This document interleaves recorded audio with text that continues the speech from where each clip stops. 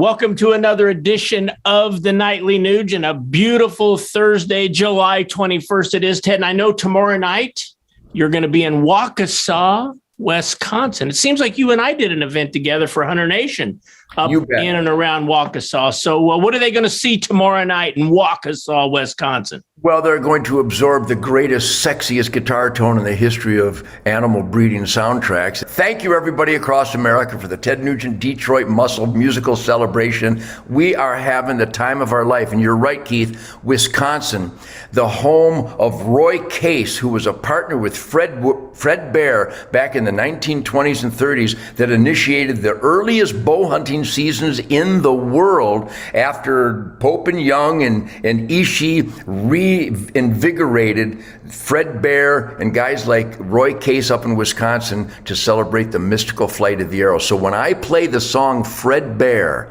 on the stage in Waukesha, Wisconsin, nobody's feet will touch the ground. Thank you, Wisconsin. I started playing Wisconsin with the Amboy Dukes in 1965, and I love the music lover's spirit, especially that my audience is probably 80% bow hunters when I play in Wisconsin. It's going to be a great night. Well, you'll be there tomorrow night. And if you don't have your tickets, go to tednugent.com, tednugent.com. And if you're in or around Waukesha, Wisconsin tomorrow night, you're going to want to get tickets. Okay. Kind of a sprawling question here, but I'll get to the end, I promise, Ted. I'm a sprawler. You're going to be in Wisconsin tomorrow, where their Supreme Court recently found that the drop boxes that were used in the 2020 election were unconstitutional, illegal, and they've thrown them out. At the same time, the AP came out with a story this week that said they researched it and drop boxes were perfectly fair, led to the fairest election that led, of course, to Brandon, the basement campaigner, to getting 81 million votes. I won't even go there today. There's a lot of primaries coming up. We still got issues with mail-in voting. And I'm just going to throw a plug out here right now. My good friend, our good friend, Chris Kobach is on the ballot for Kansas Attorney General. This is Kobach versus Kelly Warren, who's backed by the Rhino, Left, AFP, Koch brothers, Chamber gang of thugs.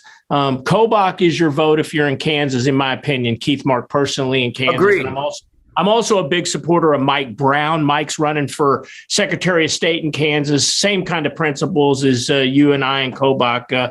So that's my little state plug for the day.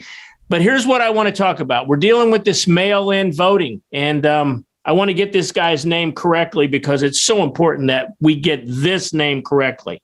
One of Joe Biden's picks in the U.S. Postal Service was Russell Rappel-Schmid. He's the chief data officer who is supposed to make sure that the mail-in voting is accurate.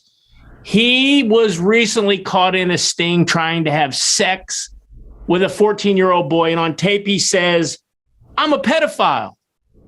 And my question to you, Ted, is, do you believe that the liberal demonic left seeks out these bad individuals like pedophiles, puts them in positions of power so they can control them? And we know, at least in this one instance, we have an acknowledged "I'm a pedophile" Russell Rappel-Schmid in charge of mail-in voting, again, from this embarrassing Biden administration.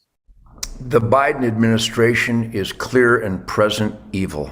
He actually said that a Supreme Court justice should be determined based on the color of the skin and the sex. That's racism and sexism. But do you think that there is a connection between all of this bad behavior and these globalist puppet masters like George Soros that are calling the shots? Do you think that's why these people are getting put in positions of power, so the puppet masters have full control of them? What do you think there's a connection? You think? Who's going to listen to Klaus Schwab? Klaus Schwab and his entire globalist gang are demonic control monsters who want to cripple America so they can control us. And all you people who celebrate the nightly nude, truth, logic, and common sense, oftentimes feel helpless. You're not helpless. confront in a loving and civil manner your family members who think they would need to wear a mask in a car by themselves or need to wear a mask at all.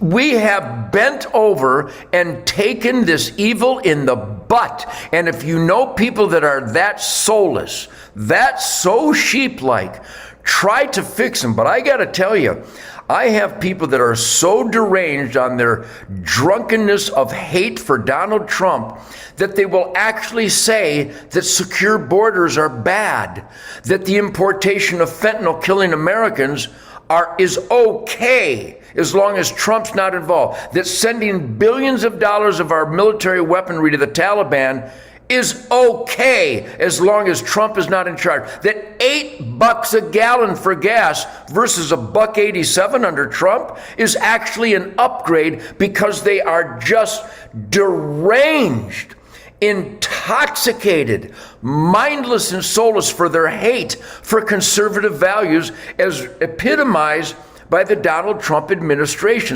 And we want to dedicate this week's Nightly News, Ted, to the Trump family who lost Ivanka Trump this week, and especially to our good friend Don Jr. and the rest of the family.